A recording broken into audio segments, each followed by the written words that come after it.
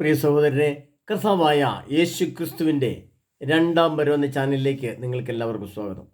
ദയമായ കർത്താവ് സർവശക്തനായ യേശുനാഥൻ അതിന് വീണ്ടും അനുവദിച്ചോർത്ത് നന്ദി പറയുന്നു. ഈശോയെ ഞങ്ങളങ്ങേ സ്തുതിക്കുന്നു. പ്രിയ സഹോദരരെ, ഗുജറാത്തിൽ നിന്ന് കഴിഞ്ഞ ദിവസം ഒരു സഹോദരി വിളിച്ചിരുന്നു. ആ സഹോദരി ഈ കേരളത്തിൽ നടക്കുന്ന ചില സംഭവങ്ങളൊക്കെ കാണുകയും കേൾക്കുകയൊക്കെ ചെയ്തു വാർത്തയിൽ കൂടെ അറിഞ്ഞിരുന്നു. അപ്പോൾ ആ സഹോദരി 34 വർഷമായിട്ട് ഗുജറാത്തിലാണ് ജീവിതം. ഭർത്താവിന് ഗുജറാത്തിൽ ജോലിയുണ്ട്, സഹോദരിക്കും ഗുജറാത്തിൽ ജോലിയുണ്ട്, മക്കൾ പഠിക്കുന്നു, മക്കൾ ഗുജറാത്തിൽ വിദ്യാഭ്യാസമാണ്. അപ്പോൾ 34 വർഷക്കാലമായിട്ട് അവിടുത്തെ സംസ്കാരം, അവിടുത്തെ ജീവിത രീതികൾ, വിവാഹത്തിൽ സ്വത്ത് എങ്ങനെ കൈകാര്യം ചെയ്യുന്നു, അവർ കുടുംബജീവിതം എങ്ങനെ നയിക്കുന്നു എന്നുള്ളതിനെ പറ്റിയൊക്കെ വളരെ വ്യക്തമായിട്ട് ഈ സഹോദരിക്ക് അറിയാം. ആ സഹോദരി എന്നെ വിളിച്ചപ്പോൾ പറഞ്ഞ ചില കാര്യങ്ങളെക്കുറിച്ചാണ് ഞാൻ നിങ്ങളോട് പറയാൻ ആഗ്രഹിക്കുന്നത്. അതിൻ്റെ ഒരു 12 എണ്ണം, പ്രിയപ്പെട്ടവരെ, 12 കാര്യങ്ങൾ അത് ഞാൻ ആ സഹോദരി പറഞ്ഞപ്പോൾ ഞാനിങ്ങനെ എഴുതി വെക്കുകയുണ്ടായി, ബുക്കിൽ എഴുതി വെച്ചു. എന്നിട്ട് ആ സഹോദരി തന്നെ പറയുകയുണ്ടായി, ഈ രീതിയിലുള്ളൊരു കുടുംബ ജീവിതം, ഈ രീതിയിലുള്ള ചില വിവാഹ നിയമങ്ങൾ ബ്രദറെ നമ്മൾ രൂപപ്പെടുത്തിയെടുത്താൽ ഈ ഗുജറാത്തിലൊന്നും ഇങ്ങനെ ഒരു കുടുംബ കലഹമോ ഇങ്ങനൊരു വലിയ പ്രശ്നങ്ങളോ രൂക്ഷമായിട്ടൊന്നുമില്ല. കാരണം വെച്ചാൽ അതിൻ്റെ ചില നിയമങ്ങൾ, ചില കുടുംബ നിയമങ്ങൾ അവരുണ്ടാക്കിയിട്ടുണ്ട്. ആ നിയമത്തിൻ്റെ അടിസ്ഥാനത്തിലാണ് ആ കുടുംബത്തിലെ കാര്യങ്ങൾ പോകുന്നത് എന്ന് ആ സഹോദരി പറയണ്ടായി. അതിൽ ഒന്നാമത്തെ നിയമം എന്ന രീതിയിൽ അവിടുത്തെ നാട്ടുനടപ്പാണ്, അല്ലാതെ ഒരു സഭയുടെ നിയമങ്ങളല്ല. അവിടെ ഇപ്പോൾ നമുക്കറിയാം, നമ്മൾ ഇപ്പോൾ ഭാര്യയ്ക്ക് സ്ത്രീധനം കൊടുക്കുന്നു. ഭാര്യയ്ക്ക് സ്ത്രീധനം കൊടുക്കുന്നത് ആരും അറിഞ്ഞുകൊണ്ടൊന്നുമല്ല, സ്ത്രീധനം കൊടുക്കാൻ പാടില്ല എന്നൊക്കെ നിയമമുണ്ട്. എന്നാൽ കുറേ സ്വർണം, ഒരു 100 പവന് സ്വർണമോ അല്ലെങ്കിൽ 200 പവന് സ്വർണമോ അല്ലെങ്കിൽ ഒരു കാറ് മേടിച്ചു കൊടുക്കുകയോ ഒക്കെ ചെയ്യുന്നു. സ്ത്രീധനത്തിൻ്റെ വിവിധ മോഡലുകളിൽ കൊടുക്കുന്നു. അതെല്ലാം ഒരു വിവാഹമായിട്ട് ബന്ധപ്പെട്ട ചില മാനുഷിക നിയമങ്ങളാണ്. അതുപോലെ ചില മാനുഷിക നിയമങ്ങൾ അവിടെ ഉണ്ടെന്നും അതിങ്ങനെയാണെന്ന് പറയണ്ടായി. ഒന്നാമത്തെ നിയമമായിട്ട് അവർ പറഞ്ഞിങ്ങനെയാണ്, വിവാഹത്തിൽ ഭർത്താവിൻ്റെ വീട്ടിലെ സ്വത്തിന് ഭാര്യയ്ക്ക് അവകാശമുണ്ട്. ഭാര്യയുടെ പേരിൽ സ്വത്ത് എഴുതി വെക്കുക. ആ ഗുജറാത്തിൽ ചില കാര്യങ്ങളൊക്കെ അവർ പറഞ്ഞത് ഇങ്ങനെയാണ്, ഭാര്യയ്ക്ക് ഭർത്താവിൻ്റെ സ്വത്തിൽ അവകാശം. വിവാഹം കഴിഞ്ഞ് ഭർത്താവിൻ്റെ വീട്ടിലേക്ക് ചെന്ന് കഴിയുമ്പോൾ അവിടെ എന്താ ചെയ്യുന്നതെന്ന് ചോദിച്ചാൽ, ഭർത്താവിന് എന്ത് സ്വത്തുണ്ടോ ആ സ്വത്തിന് അവകാശമുണ്ട് ഭാര്യയ്ക്ക്. നമ്മുടെ സാധാരണ കേരളത്തിൽ എങ്ങനെയാണ്, കേരളത്തിൽ വിവാഹം നടക്കുന്നു, പിന്നെ ഭർത്താവിന് ജോലി ഉണ്ടാവും, അല്ലെങ്കിൽ കുറച്ച് സ്വത്തുണ്ടാവും, അതിന് ഭാര്യയ്ക്ക് ആ ഭർത്താവിൻ്റെ സ്വത്തിനകത്ത് ഒരവകാശവുമില്ല, അവരുടെ പേരിലേക്ക് എഴുതി വെക്കുന്നില്ല. എന്നാൽ ഗുജറാത്ത് സ്ഥലങ്ങളിൽ അങ്ങനെയല്ല.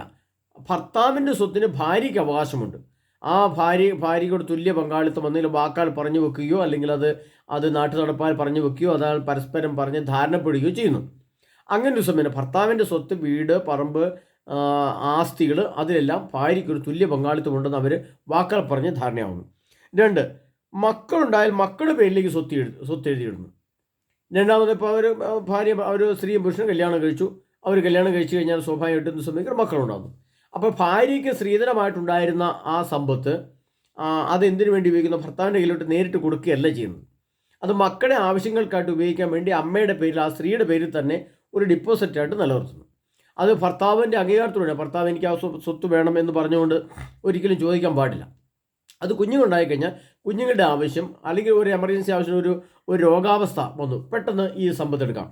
അല്ലാതെ ഈ പൈസ ആദ്യമേ തന്നെ കൊടുത്ത് ഭർത്താവിനത് ദൂർത്തടിക്കാനായിട്ട് കൊടുക്കുന്ന സ്വഭാവം ആ പ്രദേശത്തില്ല എന്ന് അദ്ദേഹം പറയണ്ടായി.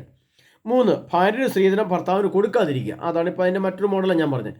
അതായത് ഒരു 10 ലക്ഷം, 20 ലക്ഷം രൂപ അല്ലെങ്കിൽ 1 കോടി രൂപ സ്ത്രീധനം സ്ത്രീക്കുണ്ട്, അത് ഭർത്താവിൻ്റെ അക്കൗണ്ടിലേക്ക് ഇട്ട് കൊടുക്കുക. അങ്ങനെ കൊടുക്കാതിരിക്കുക. പകരം എന്ത് ചെയ്യാൻ ചോദിച്ചാൽ, ഈ സമ്പത്ത് എനിക്കും ഭർത്താവിനും കുഞ്ഞുങ്ങളുണ്ടായി കഴിയുമ്പോൾ കുഞ്ഞുങ്ങളുടെ വിദ്യാഭ്യാസം, അവരുടെ വിവാഹം, മറ്റാവശ്യങ്ങൾക്കായിട്ട് അതുമായിട്ട് ബന്ധപ്പെട്ട കാര്യങ്ങൾക്ക് മാത്രമായിട്ട് ഉപയോഗിക്കാനുള്ള ഒരു അവസരം ഉണ്ടാകുക. അത് തമ്മിൽ ധാരണയാകുക. 4, ഭാര്യയുടെ സ്ത്രീധന സ്വത്ത് മക്കൾക്കായി മാത്രം കരുതി വയ്ക്കുന്ന ഒരു സ്വഭാവം. ഭാര്യയ്ക്ക് കുറേ സമ്പത്തും കാര്യമുണ്ട്, അത് മക്കൾക്ക് മാത്രമേ ഉപയോഗിക്കുള്ളൂ എന്നൊരു ധാരണയാവുന്നു.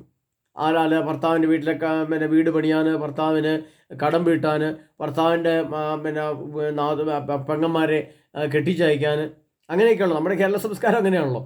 ഭാര്യ കുറേ സ്വത്തും കൊണ്ട് വന്നു കഴിഞ്ഞാൽ ഭർത്താവായിട്ട് നിൽക്കുന്ന പുരുഷന് കുറച്ച് പെങ്ങന്മാരോ അല്ലെ അവർക്ക് കുറച്ച് പ്രശ്നങ്ങളുണ്ടാവും, അത് കുറേ സ്വർണ്ണം എടുത്ത് കൊടുക്കും, അല്ലെ അവരെ കടം വീട്ടും. അങ്ങനൊരു സംവിധാനം പാടില്ല. അത് ഭാര്യയ്ക്കും ഭർത്താവിനും മാത്രം അവകാശ രീതിയിൽ ക്രമീകരിക്കുക. മറ്റൊന്ന്, അവിടുത്തെ സംവിധാനം തന്നെ ഭർത്തൃപീഡനം അവിടെ വളരെ കുറവാണെന്നും ഭർത്തൃപീഡനം ഇല്ല എന്ന് പറയുന്നു. അപ്പോൾ ഭർത്തൃപീഡനം ഉണ്ടായാൽ എന്ത് ചെയ്യണമെന്ന് അവിടെ അവർക്ക് ധാരണയുണ്ട്. അതിങ്ങനെ, ഭർത്തൃപീഡനം നടക്കുന്ന ദിവസം തന്നെ അത് മൊബൈൽ ഫോണിലോ തെളിവുകളോ ഉണ്ടാക്കി നീതിപീഠത്തിലെത്തിക്കുക. അപ്പം നീതിപീഠം എന്ന് പറയുമ്പോൾ നമുക്കറിയാം, സ്വാഭാവികമായിട്ടും ഒരു കുടുംബത്തിൽ വലിയ തർക്കവും വലിയ പ്രശ്നവും അടിപിടി ഉണ്ടായിക്കഴിഞ്ഞാൽ അവിടെ നീതിപീഠം ഒന്നെങ്കിൽ പോലീസ് സ്റ്റേഷന് ബന്ധപ്പെടുക, കോടതിയായിട്ട് ബന്ധപ്പെടുക, വനിതാ കോടതിയായിട്ട് ബന്ധപ്പെടുക, വനിതാ കമ്മീഷനുമായിട്ട് ബന്ധപ്പെടുക, ഇടവകയിലെ വികാരിയച്ഛനെ അറിയിക്കുക, മറ്റ് ധ്യാന സെൻ്ററുകളിലെ കൗൺസിലേഴ്സ്, ധ്യാന ഗുരുക്കന്മാർ അവരെ അറിയിക്കുക, അവർ വീടുമായിട്ട് ബന്ധപ്പെടുക. ആ പ്രശ്നത്തെ നീതിപീഠം, നീതി പ്രവർത്തിക്കാൻ കഴിയുന്ന എല്ലാ വ്യക്തികളുമായിട്ട് പരിഹരിക്കുക, ഇടപെടുക. അല്ലാതെ ഇപ്പോൾ ഷൈനി തൻ്റെ ജീവിതത്തിൽ ഇതെല്ലാം ഒളിച്ചു വെച്ച, കാരണം നാട്ടുകാരറിയണ്ട, ഭർത്താവിൻ്റെ അന്തസ്സ് കളയണ്ട, ഭാര്യയുടെ അന്തസ്സ് കളയണ്ട, അതിൽ ലജ്ജിതമാകണ്ട, പ്രശ്നമുണ്ടെന്ന് ആരും അറിയണ്ട വിചാരിച്ച് ഉള്ളിൽ ഒതുക്കിയല്ല ചെയ്യുന്നത്. ഉള്ളിൽ ഒതുക്കി കഴിയുമ്പോൾ അത് സ്വാഭാവികമായിട്ടും സഹനം അതിൻ്റെ പുറകിലെത്തുമ്പോൾ വലിയ വിഷമങ്ങളും പ്രശ്നങ്ങളും ഉണ്ടാവും. മറ്റൊരു പ്രശ്നം എന്തായിരുന്നു, ഭർത്തൃപീഡനം സഹിക്കാതെ വന്നാൽ അത് ഡൈവോഴ്സിലേക്ക് പോകാൻ സാധിക്കും. ഭർത്താവ് പറയുകയാണ്, ഭാര്യ പറയുകയാണ്, നിങ്ങളുടെ ഭർത്തൃപീഡനം എനിക്ക് സഹിച്ചുകൊണ്ട് ജീവിക്കാൻ പറ്റില്ല, ഞാൻ ഡൈവോഴ്സിലേക്ക് പോവാണ്, എനിക്ക് അതേ പറ്റൂ, ഞാൻ അല്ലാതെ നിർബന്ധപൂർവ്വം ഇവിടെ നിൽക്കാൻ പറ്റില്ല. അപ്പോൾ നിർബന്ധിച്ച് അതിന് ഡൈവേഴ്സ് കൊടുത്തില്ലെങ്കിൽ പോലും അവരെന്ത് ചെയ്യുന്നു വെച്ചാൽ അവർ പറയുകയാണ്, ഞങ്ങൾ പോവാണെന്ന് പറഞ്ഞ ഭാര്യ പോയി, എനിക്ക് നിങ്ങളുടെ ഈ പീഡനം കിടക്കേണ്ട ആവശ്യമില്ല, നിങ്ങളുടെ മക്കളുടെ പേര് സ്വത്ത് എഴുതിയിട്ടുണ്ടല്ലോ, അത് മക്കളെ നിങ്ങൾ തീറ്റിക്കോളൂ, പൊറ്റിക്കോളൂ, ഇടപെട്ടോളൂ എന്ന് പറഞ്ഞ് സ്ത്രീ ഇറങ്ങിപ്പോകുന്ന അവസ്ഥ. അപ്പോൾ അവിടെ ആരും ഒന്നും പറയാൻ നിൽക്കില്ല, കാരണം ഈ പ്രശ്നം രൂക്ഷമാണെന്ന് അറിയാവുന്നതുകൊണ്ട് നേരത്തെ ധാരണയായതല്ലേ എന്നുള്ള രീതിയിൽ അവർ പോകുന്ന അവസ്ഥ. മറ്റൊന്നാണ് മൊബൈലിൻ്റെ അടിമത്വം, അതിൻ്റെ ഓവറായിട്ടുള്ള കാണൽ, അമിതമായ ഭർത്താവ് സിനിമ കാണാൻ പോവുക, ഭർത്താവ് മോശമായ പടങ്ങൾ കണ്ടിട്ട് അതുപോലെ ജീവിതത്തിൽ പ്രവർത്തിക്കണമെന്ന് പറയുക. അങ്ങനെയുള്ള ഒരു പരിപാടികളിലും ഭർത്താവ് പോകാൻ പാടില്ല. അങ്ങനെ പോയിട്ടുണ്ടെങ്കിൽ അത്തരം സംഭാഷണങ്ങൾ, ഭാര്യയ്ക്ക് ഇഷ്ടപ്പെടാത്ത സംഭാഷണങ്ങൾ, ഭാര്യയ്ക്ക് ഇഷ്ടപ്പെടാത്ത വസ്ത്രധാരണങ്ങൾ, കുറ്റപ്പെടുത്തൽ, കളിയാക്കൽ എന്നിവയൊക്കെ ഉണ്ടായെന്നാൽ അപ്പോൾ തന്നെ അത് വിവരങ്ങൾ പള്ളിയിൽ അച്ഛനെ അറിയിക്കുക എന്നുള്ളതാണ് അവിടുത്തെ ഒരു കണ്ടീഷൻ. അപ്പോൾ ഇന്നലെ തലേദിവസം എൻ്റെ ഭർത്താവ് എന്നെ ഇങ്ങനെയൊക്കെ പീഡിപ്പിച്ചല്ലേ, ഇന്നൊക്കെ സംസാരിച്ചു, ഇന്നൊക്കെ എന്നെ കുറ്റപ്പെടുത്തി, എന്നെ കളിയാക്കി, അച്ഛൻ ഇത് ശരിയല്ല, അതുകൊണ്ട് അച്ഛനത് സംസാരിക്കണം അവിടെ പറയുക, അവിടെ വിവരം എത്തിക്കുക. അപ്പോൾ ഈ ഭാര്യയുടെ ഹൃദയത്തിൽ കുറേ ഭാരം കുറയും.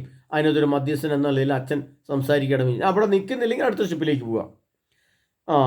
അതുപോലെ തന്നെ എട്ടാമത്തെ അവിടുത്തെ ഒരു രീതി അവർ പറയുന്നത് ഇങ്ങനെയാണ്, ലൈംഗിക വിഷയത്തിൽ ഭാര്യയെ നിർബന്ധപൂർവ്വം ഒന്നും ചെയ്യാൻ പാടില്ല. ഭർത്താവിന് ചില ഇഷ്ടങ്ങളുണ്ട്, പ്രത്യേകിച്ച് ഈ കാലഘട്ടമാണല്ലോ. ഈ കാലഘട്ടത്തിൽ ഭർത്താവ് എനിക്കിങ്ങനെ ചെയ്ത് കിട്ടിയേ പറ്റൂ, ഇല്ലെങ്കിൽ ഞാൻ നിന്നെ ഉപേക്ഷിക്കും, അല്ല ഞാൻ നിന്നെ തല്ലും കൊല്ലും. ഇന്ന് അങ്ങനെയാണ് ഒരുപാട് പ്രശ്നങ്ങൾ, കുടുംബ പ്രശ്നങ്ങളുടെ ഏതൊരു നല്ല ശതമാനം ഇന്നത്തെ ഏറ്റവും മോശമായ രീതിയിലുള്ള ചില സംഭവങ്ങൾ മൊബൈലിലോ കമ്പ്യൂട്ടറിലോ ഇൻ്റർനെറ്റിലോ ഒക്കെ കാണുന്നു. ഭാര്യയെ നിർബന്ധിക്കുകയാണ്, നീ അതുപോലെ ചെയ്തു തരണം, ചെയ്ത് തന്നില്ലെങ്കിൽ ഞാൻ നിന്നെ പീഡിപ്പിക്കും, അല്ലെങ്കിൽ ഞാൻ തല്ലും, അല്ലെങ്കിൽ കൊല്ലും, അല്ലെങ്കിൽ ഉപേക്ഷിക്കും, അല്ലെങ്കിൽ അവിടെ പ്രശ്നം ഉണ്ടാവും. ഇങ്ങനെ അത് ഈ ഒരു വിഷയം എന്ന് പറയുന്നത് സ്നേഹത്തിൻ്റേത് മാത്രമായിരിക്കണം, വിശുദ്ധിയുടേത് മാത്രമായിരിക്കണം. അത് ഓവറായിട്ട് നിർബന്ധിച്ച് പ്രശ്നം ഉണ്ടായിക്കഴിഞ്ഞാൽ ഭാര്യ പ്രതികരിച്ചു കഴിഞ്ഞാൽ അവിടെ വലിയ പ്രശ്നങ്ങളുണ്ടാവും. ആ പ്രശ്നം ഉണ്ടായിക്കഴിഞ്ഞാൽ അന്നേരം തന്നെ നീതിപീഠത്തെ സമീപിക്കാനുള്ള സംവിധാനങ്ങൾ, ഒരു ധാരണ അവിടെ ഉണ്ടാക്കി വെച്ചിട്ടുണ്ട്. ഈ ഒമ്പതാമത്തെ കാര്യം എന്ന് പറയുന്നത്, ഈ കാര്യങ്ങളെല്ലാം വിവാഹം ഉറപ്പിക്കുന്ന സമയത്ത് തന്നെ ആ പെൺവീട്ടുകാരും ആൺവീട്ടുകാരുമായിട്ട് ചർച്ച ചെയ്യണമെന്നാണ് അവിടുത്തെ ഒരു കണ്ടീഷൻ. അവിടെ അങ്ങനെ പറയപ്പെടുന്നുണ്ട്. അതായത് ഈ വിഷയങ്ങളെല്ലാം അവർ സ്വാഭാവികമായിട്ട് എന്ത് ചെയ്യുമെന്ന് ചോദിച്ചാൽ, ഇത് കുടുംബത്തിൽ പ്രശ്നങ്ങളുണ്ടാകുമ്പോൾ ഇടപെടുക എന്നുള്ളതല്ല. അങ്ങനെ സംഭവിച്ചാൽ, ഈ പെണ്ണിനെ കല്യാണം കഴിച്ച് വീട്ടിൽ കൊണ്ടുപോയി കഴിഞ്ഞാൽ അങ്ങനെ സംഭവിച്ചാൽ ഇങ്ങനെയൊക്കെ സംഭവങ്ങൾ നടക്കും. ഈ ധാരണ ഉണ്ടാവണം. ഈ രീതിയിലുള്ളൊരു ധാരണയും സംസാരവും അവരുടെ ഭാര്യ വീട്ടുകാരും ഭർത്താവിൻ്റെ വീട്ടുകാരും തമ്മിൽ ചർച്ച ചെയ്ത് ഈ രീതി ചെയ്യണം, അല്ലെങ്കിൽ ഇങ്ങനെയൊക്കെ വേണമെന്നുള്ളൊരു ധാരണ ആദ്യമേ തന്നെ സംസാരിച്ച് വെക്കുകയാണ്. അപ്പോൾ പിന്നെ അവിടുത്തെ പ്രശ്നം എന്ത് സംഭവിക്കും? അതിൻ്റെ ഗുണം എന്താണെന്ന് ചോദിച്ചു കഴിഞ്ഞാൽ, സ്വാഭാവികമായിട്ടും ഇങ്ങനെ ധാരണാപൂർവ്വം സംസാരിച്ചു, ഇങ്ങനെ കല്യാണം നടന്നു കഴിഞ്ഞിട്ട് ഭർത്താവ് പ്രശ്നം ഉണ്ടാകും. അപ്പോൾ പറയാം, നേരത്തെ പറഞ്ഞിട്ടുണ്ടായിരുന്നല്ലോ, ഈ സ്ത്രീക്ക് യാതൊരു വിധ പ്രശ്നങ്ങളും ഉണ്ടായിരുന്നു, നേരത്തെ സംസാരിച്ചിട്ടുണ്ടായിരുന്നു, പിന്നെ നിങ്ങൾ എന്തിനാണ് മദ്യം കഴിച്ചിട്ട് വന്നിട്ട് ഭാര്യയെ ഉപദ്രവിച്ചത്, തല്ലിയത്? അതുകൊണ്ട് ഇനി സംസാരമില്ല, ഭാര്യയെ കൊണ്ട് പോവാണ്. അപ്പോൾ ഭർത്താവിൻ്റെ പേര് സ്വത്തും കാര്യം എഴുതിയിട്ടുണ്ടെങ്കിൽ ആ സ്വത്തിൻ്റെ അവകാശം ഭാര്യ ചിലപ്പോൾ അത് വിറ്റെടുത്തുകൊണ്ട് പോയെന്ന് വരും. അപ്പോൾ ഭർത്താവിൻ്റെ കുറേ അഭ്യാസങ്ങൾ അവിടെ നിൽക്കും. പ്രിയപ്പെട്ടവരെ, ഇങ്ങനെ ഇത് അടുത്ത 10ാമത്, ഭാര്യയും ഭർത്താവിനും തുല്യ പങ്കാളി എന്ന നിലയിൽ ആത്മീയ വിശുദ്ധി കാത്തു സൂക്ഷിക്കുക. ആത്മീയ വിശുദ്ധിക്കായിട്ട് ഭാര്യയ്ക്ക് ഭർത്താവിനെ ഉപദേശിക്കാം, ഭർത്താവിന് ഭാര്യയെ ഉപദേശിക്കാം. നീ 3 മാസമായിട്ട് ദേവാലയത്തിൽ പോയിട്ടില്ല, അല്ലെങ്കിൽ ഭർത്താവ് 3 മാസമായിട്ട് പള്ളിയിൽ പോകുന്നില്ല, എന്തുകൊണ്ട് പോകുന്നില്ല എന്ന് ഭാര്യയ്ക്ക് ചോദിക്കാൻ അവകാശമുണ്ട്. എന്തുകൊണ്ടാണ് നിങ്ങൾ ദേവാലയത്തിൽ പോകാത്തത്? അപ്പോൾ എൻ്റെ സൗകര്യമുണ്ട് ഞാൻ പോകും, നീ ആരായിട്ട് ചോദിക്കാമെന്ന് പറയാൻ പറ്റില്ല. എനിക്ക് സൗകര്യമുണ്ട് ഞാൻ പോകും, നീ ഭാര്യയാണ്, നീ വിധേയപ്പെട്ട് മര്യാദയ്ക്ക് അവിടെ നിന്നോണം, നീ ഒന്ന് എൻ്റെ മേലെ കയറാൻ നിൽക്കണ്ട, നീ എന്നോട് തട്ടിക്കയറാൻ നിൽക്കണ്ട, എന്നെ പള്ളി വിടാൻ നീ ആരുമല്ല എന്ന് ഭർത്താവിന് പറയാൻ പറ്റില്ല. കാരണം ഇത് ആദ്യമേ തന്നെ ധാരണയായിട്ടുണ്ട്. എന്തുകൊണ്ടാണ് ചേട്ടാ നിങ്ങൾ പള്ളിയിൽ പോകാതെ പള്ളിയിൽ പോകണം? അല്ല ഭാര്യ പള്ളിയിൽ പോകുന്നില്ല, ഭാര്യ നീ എന്താണ് ദേവാലയമായിട്ടൊരു ബന്ധമില്ലോ, നിനക്കെന്താ സംസാരിക്കാൻ താല്പര്യമില്ലേ, എന്താണ് നിൻ്റെ ആത്മീയ പ്രശ്നം എന്താണ്? അത് പരസ്പരം താഴെ. കാരണം ജീവിതത്തിൽ പരസ്പരം അങ്ങോട്ടും ഇങ്ങോട്ടും ശരീരം പങ്കിട്ടും ആത്മാവ് പങ്കിട്ടും സന്തോഷ സമാധാനം അനുഭവിച്ച് കുടുംബജീവിതം നയിക്കുന്ന അവർക്ക് പരസ്പരമായിട്ട് സംസാരിക്കാൻ ആവശ്യമാണ്. ഇവിടെ അങ്ങനെയല്ലോ. ഭാര്യ എന്തിനെ പ്രതികരിച്ച് കഴിഞ്ഞാൽ അങ്ങനെ ഭർത്താവ് തല്ലാൻ വരും, കൊല്ലാൻ വരും, അല്ലെങ്കിൽ പിറ്റേ ദിവസം മദ്യപാനിയായി. അപ്പോൾ പിന്നെ ഭാര്യ ക്ഷമിച്ച് കൈ പോട്ടം വിചാരിക്കും. പക്ഷെ അതുകൊണ്ട് കാര്യമില്ല, അത് പൊട്ടിത്തെറിയിലേക്ക് വരും. അങ്ങനെ ആ കാര്യം. അപ്പോൾ അങ്ങനെ പ്രശ്നം വന്നാൽ, അങ്ങനെ പ്രശ്നം രൂക്ഷമായാൽ അത് എവിടേക്ക് ഇടപെടുന്ന അവർ കണക്കൂട്ടുന്നുണ്ടെന്നറിയോ? എന്ത് കാര്യങ്ങൾ വന്നാലും അത് കുടുംബം, ഇടവക, രൂപതകൾ, പോലീസ് സ്റ്റേഷനുകൾ, വക്കീലുകൾ, കോടതികൾ എന്നിവയിൽ അറിയിക്കാൻ അവർക്ക് അവകാശമുണ്ട്. അപ്പോൾ എന്ത് പ്രശ്നം, ഭാര്യാഭർത്താക്കന്മാർ തമ്മിൽ എന്ത് പ്രശ്നം വന്നാലും അത് ആദ്യ തലത്തിൽ അത് ഭാര്യാഭർത്താക്കന്മാർ തമ്മിലുള്ള പ്രശ്നം ദേവാലയം വൈദികനുമായിട്ട് സംസാരിച്ച് അവിടെ തീരുന്നില്ല. അവിടെ തീരുന്നു ഏതെങ്കിലും പിന്നെ വനിതാ കമ്മീഷന്മാരുണ്ട്, വനിതാ വക്കീലുമാരുണ്ട്. അവിടെ തീരുന്ന പോലീസ് സ്റ്റേഷനിലേക്ക് പോകാം, പിന്നെ അത് പോകുന്നില്ലെങ്കിൽ കോടതിയിലേക്ക് പോകാം. അങ്ങനെ നിരവധി രീതിയിലുള്ള ഉപായങ്ങൾ, അതിന് പരിഹാരം കണ്ടെത്താൻ വേണ്ടിയിട്ട് അത് അവർ തമ്മിൽ ചർച്ച ആയിരിക്കണം. ഭാര്യയുടെ കുടുംബത്തെ അറിയിച്ചിരിക്കണം. കുടുംബത്തെ അറിയിച്ചാൽ കുടുംബക്കാർ അന്നേരം തന്നെ അത് അതിൻ്റെ നിയമപരമായിട്ട് പോകും. അതുപോലെ തന്നെ മറ്റൊരു കാര്യം അവർ പറയുന്നത് ഇങ്ങനെയാണ്. സാധാരണ എന്താണെന്ന് വെച്ചാൽ ഭാര്യയുടെ പ്രസവം, വിവാഹത്തിൻ്റെ ചരക്കെടുക്കൽ, സ്വർണ്ണമെടുക്കൽ, വിവാഹത്തിന് നമുക്കറിയാം പെൺവീട്ടുകാർ പണം കൊടുക്കുന്നൊരു സ്വഭാവമുണ്ട്. അതുപോലെ തന്നെ നമുക്കറിയാം സ്വാഭാവികമായിട്ട് എന്ത് സംഭവിക്കുക, ഒരു കല്യാണം ഉറപ്പിച്ച് കഴിഞ്ഞാൽ ഭാര്യ വീട്ടിൽ നിന്ന് അവർ ഡ്രസ്സ് എടുക്കാൻ പോകുന്ന പറയും. അപ്പോൾ ചെറുക്കൻ്റെ ഡ്രസ്സെല്ലാം പെൺവീട്ടുകാരെടുക്കും, പെൺവീട്ടുകാരുടെ ഡ്രസ്സെല്ലാം ചെറുക്കൻ വീട്ടുകാരെടുക്കും. അതുപോലെ കല്യാണം നടത്താൻ വേണ്ടിയിട്ട് പെൺവീട്ടുകാർ കുറേ പൈസ കൊടുക്കും. അത് ചെറുക്കൻ്റെ വീട്ടുകാർ വലിയ ആർഭാടം നടത്തി ഭക്ഷണവും വലിയ മോഡലൊക്കെ കാണിച്ച് വലിയ വീഡിയോ ഒക്കെ പിടിച്ച് ഈ പൈസ എല്ലാം കൂടെ ദൂർത്തടിക്കും. അതിനുശേഷം കുഞ്ഞുങ്ങളുണ്ടാകുന്ന വിദ്യാഭ്യാസം നടക്കുന്ന സമയത്ത് ഇവർക്ക് പണമില്ല. അങ്ങനെ ഒരു പരസ്പരം പഴിചാരലും കുറ്റപ്പെടുത്തൽ നടക്കും. പക്ഷേ അവിടെ അങ്ങനെയല്ല. അവിടെ ഭർത്താവ് സ്വന്തമായിട്ട് പൈസ ഉണ്ടാക്കണം കല്യാണത്തിന്. അതിൻ്റെ ഭാര്യയുടെ പ്രസവത്തിന് ഭാര്യ പറഞ്ഞ് വീട്ടിൽ വിടുകയല്ലേ എന്ന്, ഭർത്താവിൻ്റെ വീട്ടിൽ തന്നെ ഭാര്യ പ്രസവിക്കുകയാണ് എന്ന്. ഭാര്യ പ്രസവിച്ചു കഴിഞ്ഞാൽ അതിന് കുഞ്ഞിനെന്തെങ്കിലും സ്വർണ്ണം വിടുകയോ അത് ആവശ്യമുണ്ടെന്ന് ഭർത്താവ് തന്നെ വേണമെങ്കിൽ ഉണ്ടാക്കിയിട്ടാണ്. അത് നിൻ്റെ വീട്ടിൽ നിന്ന് കൊണ്ടുവന്നില്ല, നിൻ്റെ വീട്ടിൽ നിന്ന് എന്നെ അടി കൊണ്ടുവന്ന് ചോദിക്കാൻ പറ്റില്ല. ആശുപത്രിയിൽ ചെല്ലും ഭർത്താവ് തന്നെ വഹിച്ചിരിക്കണം. ഭർത്താവിൻ്റെ വീട്ടിൽ ഭാര്യ പ്രസവിച്ച് കിടക്കണം. അങ്ങനെ കുറേ കാര്യങ്ങൾ. പിന്നെ അതിൻ്റെ പേര് ചോക്ലേറ്റ് കൊണ്ടുവന്നില്ല, അതിന് പലഹാരം കൊണ്ടുവന്നില്ല, പിന്നെ നിൻ്റെ വീട്ടുകാരെ എന്തൊരു കൊള്ളാം, ഇങ്ങനെയുള്ളൊരു കളിയാക്കലോ കൊച്ചാക്കലോ ഒന്നും ആ നാട്ടിലില്ല. അതെല്ലാം ഭർത്താവ് തന്നെ ചെയ്യുന്നു, ഭർത്താവ് തന്നെ നോക്കിക്കൊണ്ടിരിക്കുന്നു. അവിടുത്തെ സംസ്കാരം അങ്ങനെയാണ്, അവിടുത്തെ രീതി അങ്ങനെയാണെന്ന് ആ സഹോദരി പറയേണ്ടായി. അടുത്തായിട്ട് നമ്മൾ ചിന്തിക്കുന്നത് ഭർത്താവിൻ്റെ വരുമാനം, ജോലി സാഹചര്യം, ആത്മീയ അവസ്ഥ എന്നിവ പരസ്പരം 3 മാസം കൂടുമ്പോൾ സംസാരിക്കുകയും ധാരണയിലാകുകയും കുറവുകൾ അപ്പോൾ പരിഹരിക്കാൻ വേണ്ടി എവിടെ എന്തെല്ലാം ചെയ്യുമോ അതൊക്കെ ചെയ്യാനുള്ള ഒരു സംവിധാനം പോലെ. ചിലപ്പോൾ ധ്യാനത്തിൽ ഇടവകയെന്ന് പറഞ്ഞു വിടും, അച്ഛൻ തന്നെ പറഞ്ഞു വിടും, ആ ഇടവക വൈദ്യുതി തന്നെ പറഞ്ഞു വിടും, നിങ്ങൾ രണ്ടുപേരും ധ്യാനം കൂടിയിട്ട് പോയിട്ട് വാ, അതിന് പൈസ ഇല്ലെങ്കിൽ ഞങ്ങൾ മുടക്കിത്തരാം. ഞങ്ങൾ പറഞ്ഞു നിങ്ങൾക്കൊരു കൗൺസിലിംഗ് ആവശ്യമാണ്, നിങ്ങളുടെ കുടുംബത്തിൽ ചെറിയ പ്രശ്നങ്ങളുണ്ട്, ഒരു കൗൺസിലിംഗ്, ഇത് ഇന്ന സെൻറ്ററിൽ പോയി ഒരു കൗൺസിലിംഗ് കൂട്. പ്രിയപ്പെട്ടവരെ, ഇങ്ങനൊരു 12 നിയമങ്ങൾ വാക്കാലുണ്ടാക്കിയാൽ, ഞാനിതിപ്പോൾ ഇങ്ങനെ ആ സഹോദരി പറഞ്ഞപ്പോൾ ഞാൻ ആലോചിക്കുന്നത് നമ്മുടെ കേരളത്തിൽ ഇതിന് ഘടകവിരുദ്ധമായി. ഇത് ശരിക്കും എന്താണ് ചെയ്യേണ്ടത് ഞാൻ പറഞ്ഞുതരാം. ഒരു സ്ത്രീയും പുരുഷനും കണ്ട് ഇഷ്ടപ്പെട്ട് വിവാഹത്തിലേക്ക് വന്നു, 2 കൂട്ടരും സംസാരിച്ച് അടുത്ത് വരികയാണ്. അപ്പോൾ കല്യാണം ഉറപ്പിയിരുന്ന മറ്റൊരു പരിപാടിയുണ്ട് നമ്മുടെ കത്തോലിക്ക സഭയിലെ കല്യാണത്തിൻ്റെ മാനുഷിക നിയമങ്ങളാണ്. ചെറുക്കൻ കാണൽ, പെണ്ണ് കാണൽ, അതിനുശേഷം കുടുംബക്കാർ തമ്മിൽ കാണൽ, പിന്നെ ഉറപ്പീര്, അതിനുശേഷം ഒത്തുകല്യാണം, പിന്നീട് കല്യാണം വരുന്നത്. ഈ ഉറപ്പീരെന്ന് പറയും, കല്യാണം ഉറപ്പിക്കുക എന്ന് പറയും. ഈ കല്യാണം ഉറപ്പിക്കുന്ന സമയത്ത് ഈ 12 നിയമങ്ങൾ അവിടെ മാനുഷിക തലത്തിൽ സംസാരിക്കുകയും അതൊരു 1000 രൂപയുടെ മുദ്ര പേപ്പറിൽ എഴുതി ഒപ്പുവെക്കുകയും ചെയ്യുക. അതിൻ്റെ ധാരണ ഭാര്യയുടെ വീട്ടുകാരും ആണുങ്ങളുടെ വീട്ടുകാരും തമ്മിലായിരിക്കണം. അതിന് സാക്ഷികളെ നിർത്തുക, അതിന് ഒരു 1000 രൂപയുടെ മുദ്ര പേപ്പറിൽ എഴുതി ഒപ്പുവെക്കുക, 2 കൂട്ടരും എഴുതി ഒപ്പുവെക്കുക, സാക്ഷി അടക്കം. അപ്പോൾ എന്താ ഗുണമെന്ന് ചോദിച്ചു കഴിഞ്ഞാൽ, ഈ 5 വർഷം കഴിഞ്ഞു, 10 വർഷം കഴിഞ്ഞു, ഇതിൻ്റെ 2 കോപ്പി, ഇതിൻ്റെ ഓരോ കോപ്പി ഭർത്താവിൻ്റെ വീട്ടിലും ഭാര്യയുടെ വീട്ടിലും വേണം. ഇങ്ങനെ ധാരണയായി എന്നുള്ളത്. ഭർത്താവിൻ്റെ വീട്ടിൽ എന്തെങ്കിലും പീഡനമോ പ്രശ്നങ്ങളോ ഉണ്ടായിക്കഴിഞ്ഞാൽ ഭാര്യയ്ക്ക് ആ സെക്കൻഡിൽ തന്നെ പ്രതികരിക്കാൻ സാധിക്കും.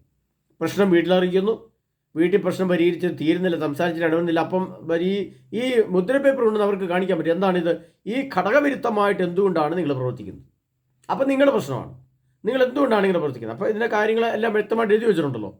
അങ്ങനെ ഒരു 12 നിയമങ്ങൾ നമ്മൾ ഉണ്ടാക്കി, അത് ഇപ്പം ഞാൻ പറഞ്ഞിട്ട് നമ്മൾ പെണ്ണ് കാണൽ ചടങ്ങുണ്ട്, ഉറപ്പേരി ചടങ്ങുണ്ട്, ഒത്തുകല്യാണ ചടങ്ങുണ്ട്, കല്യാണ ചടങ്ങുണ്ട്, ഇതെല്ലാം മാനുഷിക തലത്തിൽ ഉണ്ടാക്കിയ നിയമങ്ങളും ചടങ്ങുകളും ആണല്ലോ. ഒരു ഭാര്യ പ്രസവിച്ച് കഴിഞ്ഞാൽ 3 മാസം കഴിയുമ്പോഴേ ഭാര്യ പിന്നെ വീട്ടോട്ട് വരികയുള്ളൂ. വരുമ്പോൾ ഭാര്യയുടെ വീട്ടിൽ നിന്ന് കുറേ പലഹാരങ്ങൾ സാധനങ്ങളെല്ലാം കൊണ്ട് കൊണ്ടുവരണം. ആ ഭാര്യ പ്രസവിച്ചാൽ അതിൻ്റെ ചിലവ് ചിലപ്പം പെൺവീട്ടുകാരായിരിക്കും എടുക്കുക. കല്യാണത്തിന് പിന്നെ പണം അങ്ങോട്ടിട്ടും കൈമാറുന്നു, ഡ്രസ്സ് അങ്ങോട്ട് കിട്ടും മാറി മാറി എടുക്കുന്നു. ഇങ്ങനെ എന്തെല്ലാം മാനുഷികമായിട്ടുള്ള കോമാളിത്തമാണ് നമ്മുടെ കല്യാണത്തിനും സഭയിലൊക്കെ നിലനിൽക്കുന്നത്. പ്രിയപ്പെട്ടവരെ, ഇതെല്ലാം എടുത്തു മാറ്റേണ്ട കാലം കഴിഞ്ഞു. അതുകൊണ്ടാണ് പരസ്പരം പീഡനം ഉണ്ടാകുന്നത്. ഭാര്യ വീട്ടുകാർ കുറേ പൈസ ഭർത്താവിന് സ്ത്രീധനമായിട്ട് കൊടുക്കുന്നു. കൊടുത്ത ആ ഭർത്താവ് ആ പൈസയിലെടുത്ത് ഉപയോഗിക്കുന്നു. പൈസ തീർന്നു കഴിയുമ്പോൾ വീണ്ടും ഭാര്യയെ പീഡിപ്പിക്കും. നമ്മുടെ കേരളത്തിലെ ധാരാളം കുടുംബ തകർച്ചയെക്കുറിച്ച് നമ്മൾ വാർത്തയിൽ കേൾക്കുന്ന സംബന്ധിച്ചാണ്. സ്ത്രീധനത്തിൻ്റെ പേരിൽ നടക്കുന്ന കൊലപാതകങ്ങളെ പ്രശ്നങ്ങൾ നമ്മൾ കേൾക്കുന്ന, അതിനെപ്പറ്റി പ്രത്യേകിച്ച് പറയേണ്ട കാര്യമില്ല. അപ്പോൾ ആ സഹോദരി ഇങ്ങനെ പറഞ്ഞപ്പോൾ എനിക്ക് തോന്നുന്നത് ഇതൊരു 12 പ്രമാണം പോലെ, അല്ലെ 13, 15 പ്രമാണം പോലെ കുടുംബങ്ങൾ തമ്മിൽ വാക്കാൽ പറയുകയല്ല, ഇതൊരു ധാരണാപത്രം പോലെ എഴുതി വെച്ചിട്ട് വേണം ഇനി വിവാഹം നടക്കാൻ. ഇനി വിവാഹത്തിലേക്ക് പ്രവേശിക്കുമ്പോൾ ഇങ്ങനെയുള്ളൊരു ധാരണ എഴുതി വെച്ചുകൊണ്ട് വേണം വിവാഹം നടക്കാൻ. ഇല്ലെങ്കിൽ ഇനിയുള്ള കാലമാണ് ഡൈവോഴ്സിൻ്റെ എണ്ണം കൂടാം. ഭർത്താവിൻ്റെ അവിഹിത ബന്ധങ്ങൾ കണ്ടേക്കാം, ഭാര്യയുടെ അവിഹിത ബന്ധങ്ങൾ കണ്ടേക്കാം, മക്കളെ ഉത്തരവാദിത്തം നിറവേറ്റാതെ ഭർത്താക്കന്മാരുണ്ടേക്കാം, അല്ലെ ഭാര്യയോ ഭർത്താവോ മരിച്ചു പോയി കഴിഞ്ഞാൽ മക്കൾ അനാഥമാകുന്ന അവസ്ഥ ഉണ്ടായേക്കാം. വിദ്യാഭ്യാസത്തിനായിട്ട് വലിയ ലക്ഷങ്ങൾ ആവശ്യമായിട്ട് വരും. അപ്പോൾ ഭാര്യയുടെ ആദ്യത്തെ സ്ത്രീധനത്തിൻ്റെ പൈസ ഉണ്ടെങ്കിൽ അത് ഡെപ്പോസിറ്റായിട്ട് 10 വർഷം 15 വർഷം ബാങ്കിൽ കിടപ്പുണ്ടെങ്കിൽ ആ പൈസ കുഞ്ഞുങ്ങളുടെ ആവശ്യത്തിന് എടുക്കുന്ന സമയത്ത് വലിയൊരു തുകയുണ്ടാവും. അപ്പോൾ ഈസി ആയിട്ട് കാര്യങ്ങളാവും, ഭംഗിയായിട്ട് കാര്യങ്ങൾ നടന്നുപോകും. പ്രിയപ്പെട്ടവരെ, ഇതെല്ലാം കുറേ മാനുഷിക നിയമങ്ങൾ, നമ്മുടെ ഉണ്ടാക്കിയ മാനുഷിക നിയമങ്ങളാണ്. താലി ഇങ്ങനെയായിരിക്കണം, കല്യാണ പുടവ, ഇതൊക്കെ മനുഷ്യരുണ്ടാക്കിയ നിയമങ്ങളല്ലേ. എന്നാൽ പിന്നെ എന്തുകൊണ്ട് ഇതുപോലൊരു നിയമം കൂടെ ഉണ്ടാക്കിക്കൂടാ? ഭർത്താവ് മദ്യം കഴിച്ചിട്ട് വീട്ടിൽ വന്നാൽ എന്ത് മദ്യം കഴിച്ചിട്ട് വരാൻ വീട്ടിൽ പാടില്ല. ഭാര്യയ്ക്ക് അസ്വസ്ഥ ഉണ്ടാക്കുന്ന ഒരു കാര്യം ഭർത്താവ് ചെയ്യാൻ പാടില്ല. ഭർത്താവിന് അസ്വസ്ഥ ഉണ്ടാക്കുന്ന ഒരു കാര്യം ഭാര്യയിൽ ഉണ്ടാകാൻ പാടില്ല. കഴിഞ്ഞ മാസങ്ങളിലൊക്കെ എന്നെ വിളിച്ച കുറേ കേസുകളുണ്ട്. ഭാര്യയുടെ അടുത്തുനിന്ന് പ്രശ്നം ഉണ്ടാകുന്ന ഭർത്താക്കന്മാർക്ക്, ഭർത്താവിൻ്റെ അടുത്തുനിന്ന് വലിയ പ്രശ്നങ്ങൾ ഭാര്യയ്ക്ക് ഉണ്ടാകും. രണ്ടും ഒരേപോലെ വിളിക്കുക, ഒരേപോലെ പ്രശ്നങ്ങളാണ്. സ്വന്തം ഭർത്താവിനെയും 2 കുഞ്ഞുങ്ങളെ നിലനിർത്തിക്കൊണ്ട് തന്നെ ഭാര്യ മറ്റൊരു പുരുഷൻ്റെ കൂടെ കയറി പോവുകയാണ്. അപ്പോൾ ആ ഭർത്താവ് എന്ത് ചെയ്യും? അതേപോലെ തന്നെ സ്വന്തം ഭർത്താവ് 2 കുഞ്ഞുങ്ങളെയും ഭാര്യയും ഉപേക്ഷിച്ചിട്ട് മറ്റൊരു സ്ത്രീയുടെ പോവുകയാണ്. ഇതൊക്കെ വിദേശത്തും സ്വദേശത്തുമായിട്ട് നടക്കുന്ന കാര്യം നമ്മൾ വാർത്തക്കൂടെ കേൾക്കുന്ന കാര്യമാണ്. ഇവിടെ ഒന്നും നീതിപീഠത്തിന് ഒരു ഗുണവുമില്ല. നീതിപീഠമൊക്കെ വരുമ്പോഴത്തേന് ഇവിടെ ആത്മഹത്യ നടക്കും, അല്ലെങ്കിൽ കൊലപാതകം നടക്കും. ഇവിടെ ഇടപെടേണ്ടത് ഭാര്യയുടെ ഭർത്താവിൻ്റെ കുടുംബക്കാരാണ്. അവിടെ തീരുമാനം ഉണ്ടാവും. ഇങ്ങനെയൊരു ധാരണാപത്രം എഴുതി വെച്ചാൽ, ഇങ്ങനെ ഒരു എഗ്രിമെൻ്റ് എഴുതി വെച്ചാൽ അപ്പം തന്നെ തീരുമാനം ഉണ്ടാവും. ഇത് മുഖത്ത് നോക്കി പറയാം, ഇത് ഇങ്ങനെ ഒരു ധാരണ ഉണ്ടാക്കി വെച്ചു, നീ മദ്യം കഴിച്ചൊന്ന് ഭാര്യ അടിക്കരുതെന്നും, നിന്റെ മദ്യപാനം ശരിയാകല എനിക്ക് സഹിക്കാൻ പറ്റുന്ന ഭാര്യ വന്നിട്ടുണ്ട്. അങ്ങനെ പ്രശ്നം ഉണ്ടായിരുന്നു, നേരത്തെ എഴുതി വെച്ചിട്ടുണ്ടല്ലോ, എഗ്രിമെൻ്റ് എഴുതിയിട്ടുണ്ട്, എഗ്രിമെൻ്റ് എടുത്ത് വായിക്കട്ടെ എന്ന് പറഞ്ഞ് വായിച്ചു നോക്കുമ്പോൾ അന്നേരം തന്നെ പറയാം. ഇനി അപ്പോൾ ഭാര്യ പറയും, എനിക്ക് നിന്നോട് താമസിക്കാൻ പറ്റില്ല, ഞാൻ പോകാമെന്ന് പറഞ്ഞാൽ ഇറങ്ങി പോവാം. പിന്നെ അതിന് സമൂഹത്തിൻ്റെ പ്രശ്നമോ സഭയുടെ പ്രശ്നമോ അല്ലെങ്കിൽ പിന്നെ നിയമത്തിൻ്റെ പ്രശ്നമോ ഒന്നുമില്ല. കാരണം ധാരണയുണ്ട്, എഗ്രിമെൻ്റ് ഉണ്ട്. ഇത് വല്ല എഗ്രിമെൻ്റ് ഉണ്ട്. അപ്പോൾ 20 ലക്ഷമോ 30 ലക്ഷമോ ഭർത്താവിന് കൊടുക്കുന്നു, കെട്ടി അങ്ങ് ചെല്ലുന്നു. ഭർത്താവിൻ്റെ വീട്ടിൽ പീഡനമാണ്, പീഡനം സഹിച്ചോണം. നാണക്കേട്ടാണ്, അത് സഹിച്ചോണം. അമിതമായ അധ്വാനമാണ്, അത് സഹിച്ചോണം. ഭാര്യയ്ക്ക്, സ്ത്രീകൾക്ക് എന്ത് സുരക്ഷിതത്വമാണ് കൊടുക്കുന്നത്? സഭയിൽ എന്തൊരു സുരക്ഷിതത്വമുണ്ട്? സഭയിൽ കൊടുക്കുന്നുണ്ടോ? സഭ എന്നത്തെ ഇടപെടുന്നുണ്ടോ? നമ്മൾ കാണുന്നുണ്ടല്ലോ വാർത്തയിൽ കൂടെ. ഒരു അച്ഛൻ്റെ അടുത്ത് പ്രശ്നം എത്തിയാൽ അച്ഛനെ പ്രശ്നത്തെ എങ്ങനെ പരിഹരിക്കുന്നു? അതിന് താല്പര്യപൂർവ്വം ചെയ്യുന്നുണ്ടോ? ഇല്ല. ഇനി കോടതിയിലെത്തിയാലോ അതിനകത്തൊരു കാലതാമസം വേണം ഇതൊക്കെ തീരുമാനമായിട്ട് വരാൻ. അപ്പോഴത്തേന് ഈ സ്ത്രീയുടെയും കുഞ്ഞുങ്ങളുടെയും കുടുംബജീവിതം, എനിക്ക് അതിന് കഴിഞ്ഞ ഒരു വർഷം മുമ്പ് ഒരു സഹോദരൻ എന്നോട് സംസാരിച്ചത് ഇപ്രകാരമാണ്. അദ്ദേഹത്തിൻ്റെ 3 മക്കളാണ് ആ കുടുംബത്തിലുള്ളത്. അപ്പൻ്റെ പേരിലാണ് സ്വത്തം. 10 ഏക്കർ സ്ഥലം ഉണ്ടായിരുന്നു. അപ്പൻ മരിച്ചുപോയി. മരിക്കുന്നതിന് ഏതാണ്ട് രോഗാവസ്ഥ ആയി കഴിഞ്ഞപ്പോൾ ഈ അപ്പൻ ഭാര്യയുടെ പേരിൽ സ്വത്ത് എഴുതി വെച്ചു. അപ്പൻ മരിച്ചുപോയി. ഭാര്യ അവരുടെ പേരിൽ 10 ഏക്കർ സ്വത്ത് കിടക്കുവാണ്. അപ്പം മക്കൾ കല്യാണം കഴിക്കാറ്, 2 ആൺമക്കൾ കല്യാണം കഴിക്കാറ്. മൂത്ത മകൻ കല്യാണം കഴിച്ചു. കല്യാണം കഴിച്ച് 2 കുട്ടികളുണ്ടായി. അപ്പോൾ ഇവർക്കൊരു പുതിയ വീട് വെക്കണം, മാറണം. അനിയന് വിവാഹം കഴിക്കാറാകുമ്പോഴത്തേനും മൂത്ത ജ്യേഷ്ഠം മാറി താമസിക്കാൻ വേണ്ടി അമ്മയോട് ചോദിച്ചു, അമ്മേ ആ സ്വത്തിക്കൂട്ട് 2 ഏക്കർ എനിക്ക് തരാമോ, എനിക്ക് അങ്ങോട്ട് വീടും വെച്ച് മാറാൻ, എനിക്കൊരു ലോണൊക്കെ വെച്ചെടുക്കാനുള്ളത്. അമ്മ കൊടുത്തില്ല. അമ്മ പറഞ്ഞു, ഇനി അനിയൻ്റെ കല്യാണം നടക്കണം, പിന്നെ ഇളയൊരു പെണ്ണിനെ കെട്ടിക്കാനുണ്ട്, അതും കൂടെ കെട്ടിച്ച് കഴിഞ്ഞിട്ട് എല്ലാം കൂടെ കഴിഞ്ഞിട്ട് പൈസ തരുള്ളൂ, അല്ല സ്വത്ത് തരുള്ളൂ. അപ്പോൾ ആ സഹോദരൻ എന്നോട് പറഞ്ഞ ഇപ്രകാരമാണ്, എൻ്റെ ചേട്ടാ ഞങ്ങളിപ്പോൾ എന്താ ചെയ്യുക, ഞങ്ങളിപ്പോൾ എൻ്റെ ഭാര്യയുടെ കുറച്ച് സ്വത്തൊക്കെ ഉണ്ടായിരുന്നു, ഞങ്ങൾ അത്യാവശ്യം വാടകയ്ക്ക് മാറുകയായിരുന്നു. വാടകയ്ക്ക് മാറി ഞാനൊരു ജോലിയൊക്കെ ചെയ്ത് ഒരു 15 സെൻറ്റ് സ്ഥലമൊക്കെ മേടിച്ച് വീട് വെച്ച് വരികയാണ്. പക്ഷേ എൻ്റെ സ്വത്ത് എനിക്ക് വീതം കിട്ടാനായിട്ട്, എൻ്റെ കുടുംബത്തിന് കിട്ടാനായിട്ട്, അവകാശം കിട്ടാനായിട്ട് 2 ഏക്കർ സ്ഥലം ചോദിച്ചിട്ടില്ല, അല്ലെങ്കിൽ 1 ഏക്കർ സ്ഥലം ചോദിച്ചപ്പോൾ തരുന്നില്ല. അമ്മ ആ സ്വത്ത് സ്വന്തമായിട്ട് കൈവച്ചിരിക്കുകയാണ്. അപ്പോൾ എന്താണ് അവസ്ഥ അവിടെ? പ്രിയപ്പെട്ടവർ, ഇങ്ങനെ 100 കേസുകൾ, 100 പ്രശ്നങ്ങളുണ്ട്. അതേ സ്ഥാനത്ത് ഭർത്താവിൻ്റെ സ്വത്തിന് തുല്യ അവകാശം മക്കളെന്നുള്ള നിലയിൽ ഈ ഈ കുഞ്ഞുങ്ങളുണ്ടാകുമ്പോൾ കുഞ്ഞിൻ്റെ പേരിലേക്ക് സ്വത്തുകൾ എഴുതി വെച്ചാൽ ആ കാലഘട്ടമാകുമ്പോഴത്തേനും മക്കളുടെ പേര് സ്വത്തുണ്ടല്ലോ. അപ്പോൾ അവിടെ തർക്കം വരുന്നില്ല, അവിടെ പ്രശ്നങ്ങൾ വരുന്നില്ല. അങ്ങനെ പ്രശ്നങ്ങളെ പരിഹരിക്കുന്ന ഇന്ന് വിവാഹം എന്ന് പറഞ്ഞാൽ ഒന്നാമത് വിവാഹത്തിന് വെയിറ്റും വിലയില്ലാത്ത രീതിയിലായി. കൗദാശിക തലങ്ങളിലെ വിവാഹം എന്ന കൂദാശിയെക്കുറിച്ചോ സഭയുടെ നിയമങ്ങളെക്കുറിച്ചോ ഒന്നും വിവാഹത്തിന് ഒരു താല്പര്യമില്ല. അങ്ങോട്ടും ഇങ്ങോട്ടും കുറേ പണം കണ്ടു, കുറേ സ്വാധീനം കണ്ടു. ചെറുക്കന് ജോലിയുണ്ട് അമേരിക്കയിലാണ്, പെണ്ണിന് ജോലിയുണ്ട് ഓസ്ട്രേലിയയിലാണ്. അപ്പം തന്നെ കല്യാണം നടന്നു. ജോലിയും കൂടെ തമ്മിൽ കല്യാണം 2 വർഷം കഴിയുമ്പോഴത്തേനും അടിയായി. എന്താ സംഭവം? വലിയ പ്രശ്നങ്ങളാണ് സംഭവിക്കുകയാണ്.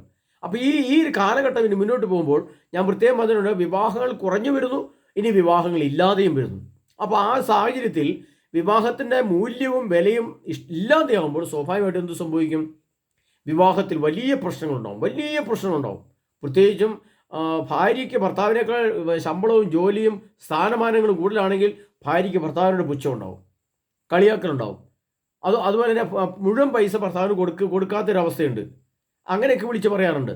ഭാര്യയുടെ സ്വത്തിൻ്റെ കണക്ക് വരുമാനം ശമ്പളത്തെക്കുറിച്ച് ഭർത്താവിനെ ബോധ്യപ്പെടുത്തുന്നില്ല, അല്ലെങ്കിൽ ആ പൈസ കാര്യങ്ങളും ഭർത്താവിന് കൊടുക്കാത്ത ഭാര്യമാർ.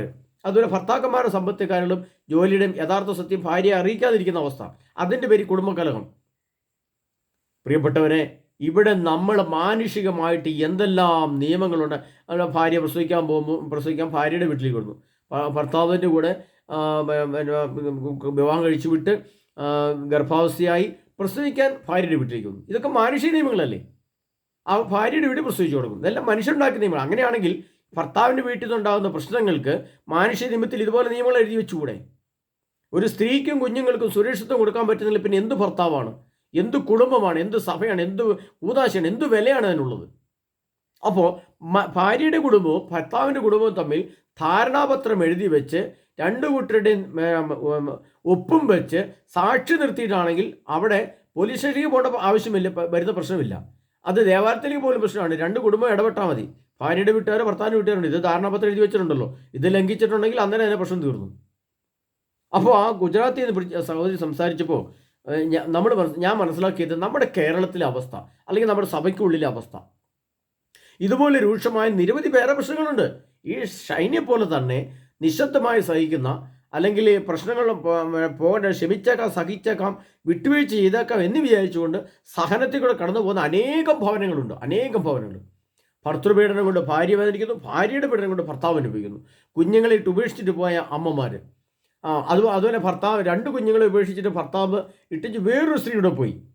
അങ്ങനെ ഒത്തിരി പ്രശ്നങ്ങളുണ്ട്, നമുക്ക് എല്ലാവർക്കും അറിയാവുന്ന കാര്യങ്ങളാണിത്. അപ്പോൾ പ്രിയപ്പെട്ടവരുടെ ധാരണാപത്രം എഴുതി വെച്ചുകൊണ്ട് ഇനി മുന്നോട്ട് പോയില്ലെങ്കിൽ ഇതിനേക്കാൾ രൂക്ഷമായ പ്രശ്നങ്ങൾ ഇത് കൂടിക്കൂടി. കാരണം വിശ്വാസത്തിൻ്റെയും വിശുദ്ധിയുടെയും അളവ് കുറയുന്നതിനനുസരിച്ച്, അല്ലെങ്കിൽ സഭയോടും സഭയിലെ കുദാശകളോടും സ്നേഹവും താല്പര്യവും കാണിക്കാൻ വിമുഖത കാണിക്കുന്നതിനനുസരിച്ച് ദുരാത്മാക്കളുടെ പ്രവർത്തനം കൂടുകയും ദുഷ്ടാത്മാക്കൾ കയറി കുടുംബത്തെ നശിപ്പിക്കുകയും ചെയ്യുമ്പോൾ ആ കുടുംബത്തിൽ വലിയ കൊലപാതകം ഉണ്ടായേക്കാം, ഇതുപോലെ ആത്മഹത്യ ഉണ്ടായേക്കാം, അല്ലെങ്കിൽ ഡൈവോഴ്സ് ഉണ്ടായേക്കാം. അതിൻ്റെ പേരിൽ മാനസിക പിരിമുറുക്കം സ്വാഭാവികമായിട്ടും വരും. ഇതെല്ലാം നമ്മൾ കാണുന്നതാണ്. അതിലെ പ്രിയ സഹോദരനെ ആ സഹോദരി പറഞ്ഞപ്പോൾ എനിക്ക് തോന്നിയ, ആ സഹോദരി ഇങ്ങനെ സംസാരിച്ചപ്പോൾ ഞാനത് കേട്ടപ്പോൾ ഒരു 10 നിയമം പോലെ എഴുതി വെക്കുകയായിരുന്നു. അതുകൊണ്ട് ഇനി കല്യാണം കഴിക്കുന്ന കുടുംബങ്ങൾ, ഈ ക്ലാസ് കേൾക്കുന്ന വ്യക്തികൾ പറയുക, ഇങ്ങനെയൊക്കെ ഇതൊക്കെ ശരിയാണല്ലോ, ഇതിനകത്തൊക്കെ കുറേ കാര്യങ്ങളുണ്ടല്ലോ. അങ്ങനെ ഒരു പീഡനമോ പ്രശ്നമോ വരാതിരിക്കത്തക്ക ഒരു ധാരണാപത്രം എഴുതി വെക്കുക. ധാരണാപത്രം എഴുതി വെച്ച ധാരണയ്ക്ക് മാറ്റം വരുത്തി അപ്പം തന്നെ വിട്ടുപോയിക്കൊള്ളുക. കാരണം അവിടെ ഒരു കൊലപാതകം നടക്കുന്നതിനേക്കാൾ എത്രയോ ഭേദമാണ് വിട്ടുപോകുന്നത്. സ്വാഭാവികമായിട്ടും അതല്ലേ? അല്ലെങ്കിൽ ഒരു ആത്മഹത്യ നടക്കുന്നതിന് എത്ര ഭേദമാണ് ഒഴിവായി പോകുന്നത്. കർത്താവിന് എൻ്റെ ജനമേ അവളിൽ നിന്ന് ഓടിയെങ്കിലും വെളിപാട് 18:4 പ്രശ്നം വന്നാൽ ഓടിയാകുന്നുള്ളൂ, അതിനെ നല്ലത്. പ്രിയ സഹോദരങ്ങളെ, ഇന്നത്തെ കാലത്തെക്കുറിച്ച് ചിന്തിക്കുകയും പഠിക്കുകയും ചെയ്തപ്പോൾ, അതുപോലെ മറ്റുള്ള ധാരാളം പ്രശ്നങ്ങൾ ഉള്ളവരിങ്ങനെ വിളിച്ചു പറയുമ്പോൾ എന്താണ് അതിൻ്റെ പരിഹാരം ചിന്തിച്ചുകൊണ്ടിരിക്കുമ്പോൾ ഇന്ന് ഗുജറാത്തിൽ നിന്ന് കഴിഞ്ഞ ദിവസം ഒരു സഹോദരി സംസാരിച്ചത്. അപ്പോൾ ചില സംസ്കാരങ്ങൾ നല്ല സംസ്കാരമുള്ളവരുണ്ട്. നമ്മുടെ കുറേ വിവാഹത്തിൻ്റെ ചടങ്ങുകളും സംസ്കാരം എല്ലാം വളരെ മോശമാണ്. അതുകൊണ്ട് തന്നെ മൂല്യമില്ലാത്ത കുടുംബജീവിതങ്ങൾ, ഭർത്താവിന് ഇഷ്ടമുണ്ടെങ്കിൽ കള്ളടിക്കും, അല്ലെങ്കിൽ ഇഷ്ടമുള്ളപ്പോൾ കയറി വരും, ആ രീതിയിലുള്ള കാഴ്ചപ്പാട്. സന്ധ്യാപ്രാർത്ഥന ഇല്ലാതെ, ദേവാലയത്തിൽ പോകാതെ, കുംഭസാരത്തെയും വിഷ്ണുബാനെയും സ്നേഹപൂർവ്വം ബലമതിച്ച് കാണാതെ, അല്ലെങ്കിൽ ഭർത്താവ് പറയണം ഞാൻ എൻ്റെ സൗകര്യം പോലെ ജീവിക്കുക, അത് ചോദിക്കാൻ നീ ആളല്ല, നീ ഭാര്യയാണ്, നീ വിധേയപ്പെട്ട് നിന്നോണം, നീ അനുസരിക്കേണ്ടവളാണ്, ഞാനാണ് ഭർത്താവ്, അതിനപ്പുറത്തേക്കൊന്നും പറയാൻ ആളില്ല. പിന്നെ അപ്പോൾ ഭാര്യ ഒന്ന് പേടിച്ച് കഴിയുമ്പോഴത്തേനും പിന്നെ ഇനി പറഞ്ഞാൽ കുടുംബത്തിൽ പ്രശ്നം ഉണ്ടാവുമല്ലോ, അതുകൊണ്ട് നിശബ്ദയായി. പക്ഷേ വീണ്ടും ഭർത്താവ് തോന്നുന്ന പോലെ പ്രവർത്തിക്കുന്നു. വീട്ടിൽ ചാരായമാറ്റം നടക്കുന്നു. ഭാര്യയ്ക്ക് തീരെ താല്പര്യമില്ല. ഭാര്യ പറഞ്ഞു ഇത് തെറ്റാണ്, ചെയ്യരുത്, ഇത് അങ്ങനെ ഇവിടെ വാറ്റുകയും കുടിക്കുകയും അവർ കൊടുക്കുകയും ചെയ്യാൻ പാടില്ല, ഇത് വലിയ തെറ്റാണ് നിങ്ങൾ ചെയ്യുന്ന പറഞ്ഞു. എൻ്റെ സൗകര്യം പോലെ ചെയ്യും, നീ മിണ്ടിപ്പോയിട്ടുണ്ടെങ്കിൽ നിന്നെ ഞാൻ അങ്ങനെയാക്കും ഇങ്ങനെയാക്കും എന്ന് പറഞ്ഞു. അപ്പോൾ ഭാര്യ പേടിച്ച് മിണ്ടായിരിക്കും. ധാരണാപത്രമുണ്ടെങ്കിൽ ഈ ധാരണപ്രകാരം എവിടെയാണോ പരാതിപ്പെട്ടത്, എവിടെയാണോ അറിയിക്കേണ്ടത്, അപ്പോൾ തന്നെ അറിയിക്കാൻ പറ്റും. പ്രിയ സഹോദരങ്ങളെ, ഇതെല്ലാം കുടുംബത്തിൽ നടക്കുന്ന വലിയ തകർച്ചകളുടെയും വലിയ പ്രശ്നങ്ങളുടെയും കാലഘട്ടത്തിൽ കൂടെ കടന്നു പോകുമ്പോൾ ഒന്നെങ്കിൽ ഇത്തരം ധാരണാപത്രം ഉണ്ടാവുക, അല്ലെങ്കിൽ ചാനലുകാരെ അറിയിക്കുക, അവർ നേരിട്ട് കയറി ഒന്ന് ഇടപെട്ട് ലോകത്തെ അറിയിക്കും. അപ്പോൾ തീരുമാനം ഉണ്ടാവും. നമുക്കറിയാമല്ലോ, ഇപ്പോൾ ചാനലുകാരൊക്കെ ഇടപെടുമ്പോൾ ജനം അറിയുന്നു, പോലീസുകാർ അറിയുന്നു. പെട്ടെന്ന് ഇപ്പോൾ നമ്മളിപ്പോൾ ഏറ്റുമാനൂർ സംഭവം നമുക്കറിയാം. ചാനലുകാരാണ് ഓരോ കാര്യങ്ങൾ പൊക്കിയെടുത്തുകൊണ്ടിരുന്നത്. അപ്പോൾ ജനത്തിന് പ്രതികരിക്കാതിരിക്കാൻ പറ്റില്ല, സഭയ്ക്ക് പ്രതികരിക്കാതിരിക്കാൻ പറ്റില്ല. അവിടെ തീരുമാനം ഉണ്ടാവും. ധാരണാപത്രമുണ്ടെങ്കിൽ ഈ ധാരണപ്രകാരം ഞങ്ങൾ കല്യാണം കഴിച്ചതാണ്, പക്ഷേ ധാരണ മാറ്റിയിരിക്കുന്നു, ഭർത്താവ് പീഡനത്തിലേക്ക് പോകുന്നു. അപ്പോൾ എന്തുകൊണ്ടാണ് ഈ ധാരണപ്രകാരം നിങ്ങൾ എഴുതി ഒപ്പുവെച്ചിട്ട് വീണ്ടും നിയമലംഘനം നടത്തിയത്? ചോദ്യം. ഉത്തരം കൊടുത്തേ പറ്റൂ. അതിനുള്ള പ്രിയ സഹോദരങ്ങളെ, ഈ കാലഘട്ടത്തിൽ നമ്മൾ മാറി ചിന്തിക്കണം. നമ്മുടെ പഴയ മൂല്യങ്ങളും പഴയ കാഴ്ചപ്പാടുകളും വെച്ചുള്ള വിവാഹ ജീവിതം, കുടുംബജീവിതം ഒന്നും ശരിയാവില്ല.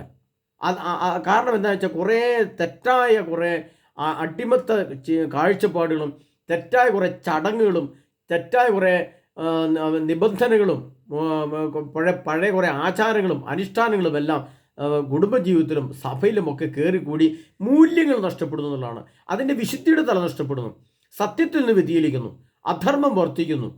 അങ്ങനെ വരുമ്പോൾ ജീവിതം വഴിമുട്ടുന്ന സാഹചര്യത്തിലാണ് ഇത്തരം സംഭവം നടക്കുന്നത്. അതിനുള്ള പ്രിയ സഹോദരങ്ങളെ, കർത്താവായ യേശു ക്രിസ്തുവിൻ്റെ രണ്ടാമത്തെ വരവിൻ്റെ കാലഘട്ടം ആയി എന്നുള്ള ലക്ഷണം മനസ്സിലാക്കിക്കൊണ്ട് ഇത്തരം അധർമ്മങ്ങളും അനീതികളും മ്ലേച്ഛതകളും സമൂഹത്തിലും സഭയിലും ലോകത്തിലും ഉണ്ടാകുമെന്ന് മനസ്സിലാക്കിക്കൊണ്ട് എവിടെയാണോ തിരുത്തേണ്ടത്, എവിടെയാണോ നാം രക്ഷപ്പെടേണ്ടത്, എവിടെയാണോ നമുക്ക് സന്തോഷവും സമാധാനവും ഐശ്വര്യവും പുരോഗതി ലഭിക്കുന്നത്, അത് മനസ്സിലാക്കിക്കൊണ്ട് ഒരു സ്റ്റെപ്പ് കൂടെ യേശുവിലേക്ക് അടുക്കാൻ, യേശുവിനോട് ചേർന്ന് നിൽക്കുമ്പോൾ സഹനമുണ്ടാവും.